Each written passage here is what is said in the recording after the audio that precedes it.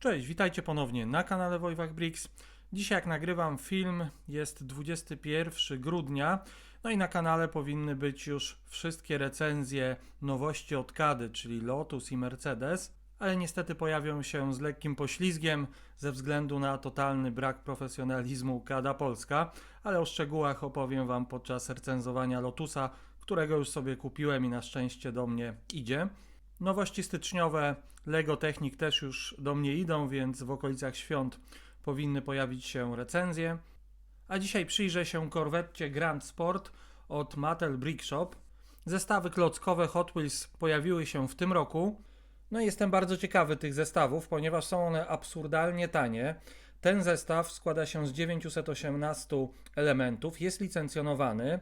Ja go kupiłem w smyku stacjonarnym tam za 237 zł, ale w opcji wysyłkowej można go kupić już w okolicach 150 zł, czyli w cenie niewiele wyższej niż Speed Champions od Lego, które katalogowo kosztują 120 zł. Ale oczywiście ten zestaw powinniśmy porównywać przede wszystkim z serią Icons, z samochodami z serii Icons od Lego, które są 3-4-krotnie droższe. Są też trochę większe, bo tutaj mamy skalę, z tyłu powinna ona być, skalę 1:16, a zestawy Icons są w skali, no plus minus oczywiście tam 1:13, są trochę większe, trochę mniejsze. Oprócz zestawu z klocków dostajemy tutaj, jak widzicie, również, jak to za moich czasów się mówiło, resoraka w skali 1:64. Dodatkowo mamy również elementy metalowe. Ja do przetestowania wybrałem korwettę z tego względu, że jest ona w kolorze białym, więc będziemy mogli od razu też zobaczyć, jak tutaj firma poradziła sobie z odcieniem białych elementów. Z tyłu pudełka możemy zobaczyć, że będzie tutaj skręt kół, otwierana maska, otwierane drzwi. Tutaj mamy dokładne wymiary. I zajrzyjmy do pudełka.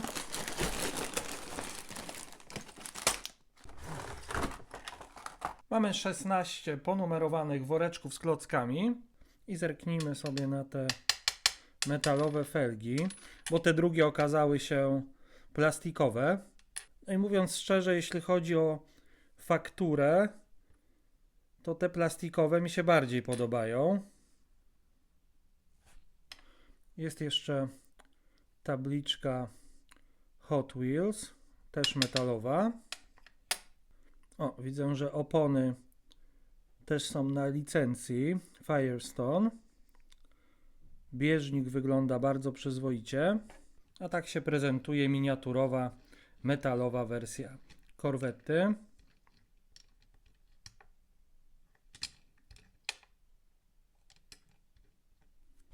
I zajrzyjmy do instrukcji.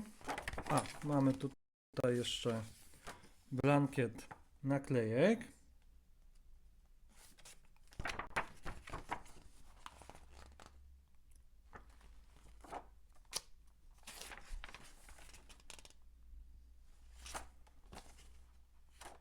Jak widzicie, będziemy mogli zbudować dwie wersje korwety.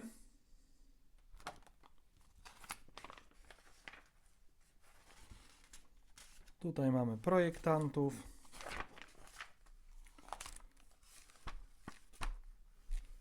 Na pierwszy rzut oka klocki jakościowo wyglądają bardzo dobrze. Wpięcia trzymają. Chyba nawet mocniej niż w Lego. Są minimalnie ciaśniejsze. Piny wchodzą gładko, nie blokują się. W tych pierwszych workach większość klocków jest bardzo podobna, bądź mają taką samą budowę jak te w Lego. Są też elementy, których w Lego nie spotkamy. Mamy też różnice, jak na przykład w tych ćwierćpinach. Jak widzicie, z jednej strony są one zakończone studem. W drugim etapie budowy pojawiły się elementy z nadrukami. Tak więc zapewne naklejki, które tutaj dostaliśmy, służą tylko i wyłącznie do zmiany wersji korwety. W szóstym worku mamy szybkę, która jest zabezpieczona papierem. To na pewno na plus. Ale mimo zabezpieczenia cała jest porysowana. Znaczy to trochę wygląda, jakby ktoś próbował bardzo drobnym papierem ściernym ją szlifować, bo jest mnóstwo, naprawdę mnóstwo takich rysek. Mniej więcej w połowie budowy konstruujemy układ kierowniczy. Jak widzicie, cały mechanizm jest bardzo prosty.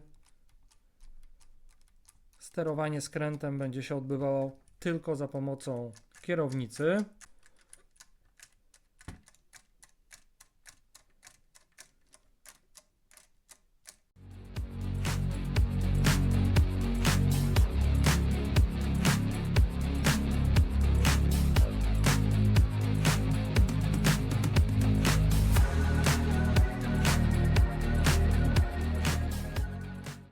I korwetta jest już gotowa. Jeśli chodzi o proces budowy, no to jak w większości zestawów złożonych głównie z klocków klasycznych, ten proces był dosyć prosty, szybki.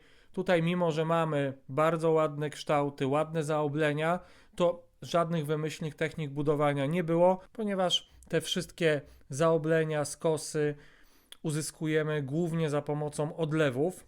Ogólnie samochód, bryła tutaj mi się podoba.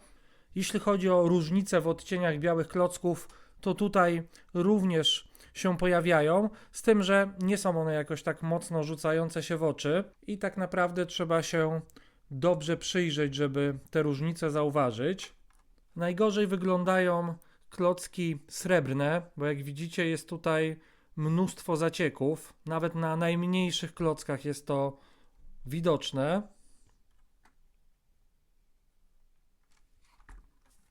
Jeśli chodzi o funkcję, to oczywiście jest skręt. Mechanizm już Wam pokazywałem podczas budowy.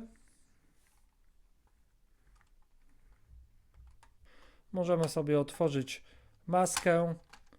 Tutaj mamy jeszcze podpórkę. No i możemy sobie zajrzeć do silnika. Myślę, że wygląd tego silnika można by było bardziej dopieścić. Tutaj znowu są bardzo mocno widoczne te zacieki na srebrnych elementach. No i ostatnia funkcja to są otwierane drzwi. Tutaj możemy sobie zajrzeć do wnętrza.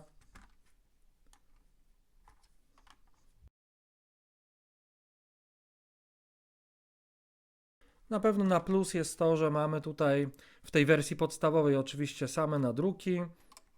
Tutaj możecie zobaczyć, jak wygląda podrasowanie tej korwety. Zaraz podepnę te elementy, podmienię tylne nadkola, ale naklejek nie będę naklejał, ponieważ tak jak na przykład tutaj są one naklejone na kilku elementach.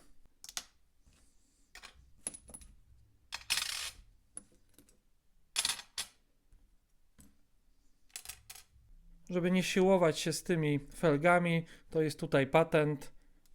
W ten sposób sobie je możemy wypiąć dosyć szybko i podpiąć te drugie. I tak prezentuje się korwetta już podrasowana lekko. Szczerze mówiąc nie wiem, która wersja mi się bardziej podoba, ale chyba ta ze spoilerem trochę bardziej. Jeszcze zauważyłem, że nadruki na tych zaoblonych tutaj elementach trochę się rozjechały, rozlały, jak widzicie. Podsumowując, na pewno jest to typowy zestaw na półkę, ładnie się prezentuje, dosyć prosty, banalny proces budowy. Na pewno jest to bardzo dobra, dużo tańsza alternatywa dla zestawów Icons. Myślę, że dwa największe plusy to tutaj jest wygląd, no i cena przede wszystkim, bo tak jak mówiłem na początku, cały ten zestaw można kupić w tej chwili w okolicach 150 zł. Jak zawsze czekam na Wasze komentarze, jestem ciekawy, co Wy sądzicie o tym zestawie Hot Wheels. A z mojej strony na dzisiaj to wszystko, trzymajcie się i do zobaczenia w kolejnych filmach.